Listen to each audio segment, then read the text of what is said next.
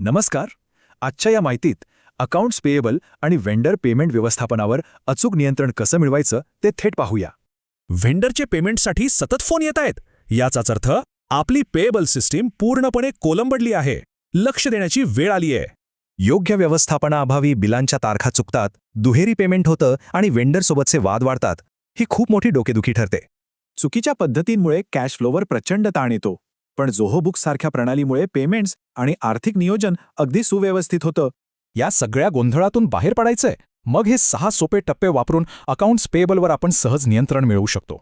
सगळ्यात आधी अचूक तारखांसह बिलांची नोंद करणं आणि पुरवठादार किंवा भाडे अशा योग्य श्रेणीत त्यांचं वर्गीकरण करणं आवश्यक आहे. यानंतर एजिंग रिपोर्ट खूप उपयोगी पडतो. यामुळे नक्की कोणाला किती आणि कधी पेमेंट करायचंय हे अचूक समजतं. पेमेंट करण्यापूर्वी पडताळणी करणं अत्यंत महत्त्वाचं आहे. यामुळे चुका टळतात आणि सिस्टीममध्ये सगळ्या नोंदी अचूक राहतात. शेवटी व्हेंडरचं स्टेटमेंट आणि आपली खाती एकमेकांशी जुळतात ना हे पाहणं गरजेचं आहे.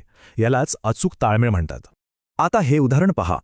ABC सप्लायर्सचे पेमेंट 10 दिवस तर XYZ सर्व्हिसेसचे पेमेंट चक्क 45 दिवस थकीत आहे.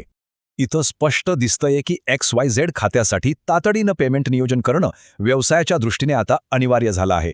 शेवटी हा विचार नक्की करा. योग्य पेएबल ट्रॅकिंग नसल्यामुळे आपल्याही महत्त्वाच्या व्यावसायिक कामांमध्ये असाच विलंब तर होत नाहीये ना.